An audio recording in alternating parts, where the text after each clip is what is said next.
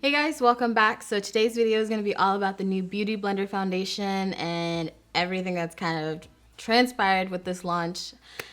It's just been extra and it's been a lot, so I figured I would go ahead and give you guys my thoughts on it. It took me a hot minute to get this review up to you guys because of reasons I will tell you a little bit later on in this video. So let's go ahead and jump straight into it. This is the Beauty Blender foundation. I have it in the last shade, which is 4.70. What is the name of it? It's the Bounce Liquid Whip Long Wear Foundation. Why did I just say that like a struggle? I said every word individually. This is what the foundation looks like in the package. I did purchase this foundation. It was $40 and you get 1 fluid ounce. So before we get into all of this opening, figuring it out, so Beauty Blender came out with a new foundation. Everyone was super excited about it because Beauty Blender literally changed the game with their sponge. It literally changed the way people apply foundation. I only apply my foundations with a Beauty Blender. That's my preferred way of applying my foundations. I think when Beauty Blender came out saying that they were gonna have a foundation, everyone was super excited because Beauty Blender had already changed the game so much so in the way makeup application was done. Everyone was super excited, super pumped, super hyped up for it. And then the infamous picture from Trend Mood. It was just kind of like womp womp womp, like one of those like, okay, great, why? And I think this foundation comes in 34 shades, 32 new shades actually. So 32 shades of the Bounce foundation, which they call blends. So as soon as everyone saw this shade range, everyone was like super outraged, obviously because of the lack of shades in the deep dark spectrum. Beauty Blender basically said that when it was posted on Trend Mood that it was a wacky filter, until people started getting their PR packages and you actually started seeing like, there actually wasn't a wacky filter. Well, from what I saw, it seemed like the shade representation was pretty accurate. I mean, you know, it's like the whole 50 Shades of Beige thing. And I think that's what everyone was so frustrated about. And a lot of people were commenting on it and talking about it. For me personally, I do not like to put my foot in my mouth when it comes to things. I'd rather test products, judge products based off what I see in my hands and in real life, mainly because when I used to pick out foundations online, the photos that you would see online would basically be deceiving. You would think that a foundation would be a certain tone or a certain shade or dark enough or light enough, and it just wasn't. So I've never had really good experience kind of judging foundations or any complexion products basically off of pictures or just like anything like that. I know a lot of you guys wanted to hear my thoughts on it immediately when it launched. That's not my personality. That's not my kind of thing. I'd rather bring all my thoughts all together because like at the end of the day, I do talk about this a lot. I do talk about inclusivity and like shade range and everything. I do talk about it a lot on my channel, constantly going through that over and over and over and over again with foundations that aren't deep enough. It gets really frustrating for me sometimes, and I'm just like, I really don't want to talk about it right now specifically. I'll talk about it when I'm able to give you guys all of my thoughts all together. But that's just why, if you guys are wondering why it took me so long to speak on it. So yeah, everyone was kind of like outraged, like, oh, how are we still doing this in 2018? I feel like a lot of brands, when they want to be inclusive, they just throw a dark shade at the end or a deep 2 shades at the end. In this case, it was like around 4 shades at the end. We're inclusive. Not really. Like, inclusivity isn't just about covering the last 2 shades at the end. It's about being inclusive all around and being inclusive, especially on the deeper side of the spectrum, not just having your 2 shades at the end. So I'm going to go ahead and start applying this foundation.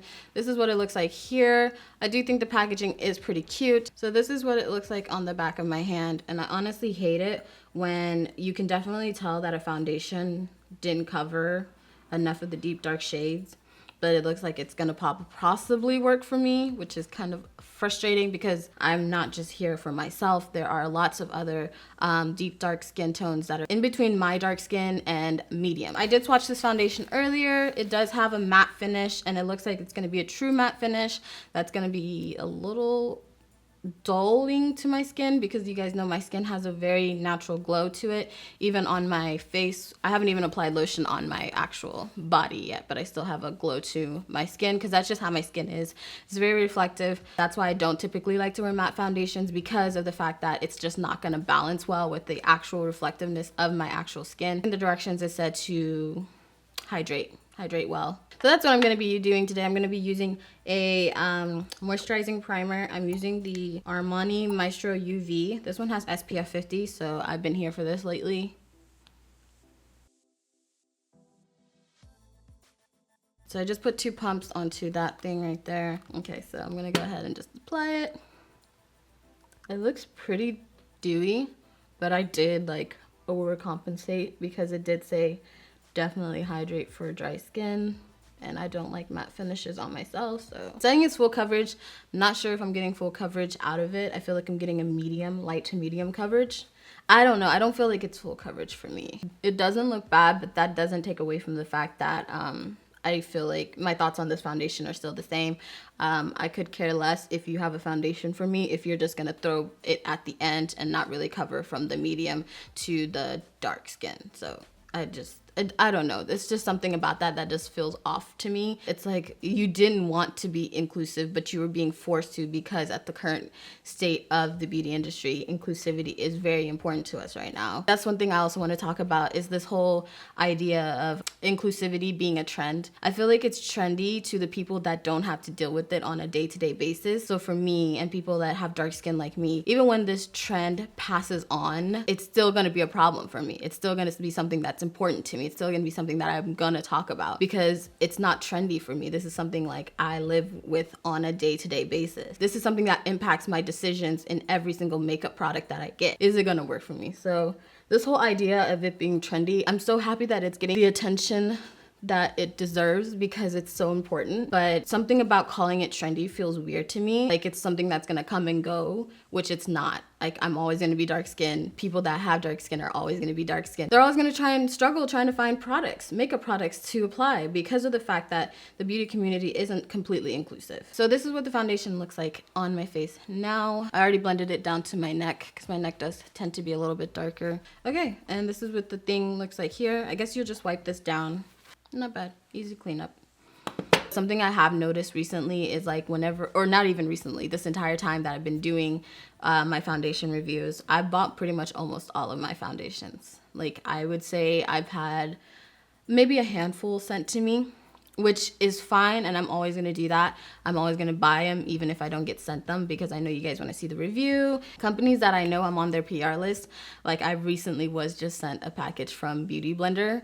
So I found it very weird that I wasn't sent the actual foundations. And it's not that I expect every single like foundation launch, every single product to be sent to me, because that's not what I expect at all. I'm always gonna buy it even if it's not sent to me. But I do find it weird sometimes where companies that I know I'm on their PR list, they will not send me their complexion products. They'll send me everything else. They'll send me like eyeshadow palettes and stuff like that. But when it comes to complexion products, I don't know, maybe it's a fear of like, maybe it's not gonna work or whatever, or they're afraid that they're gonna send it to me and I'm gonna say negative things. I am never negative, period.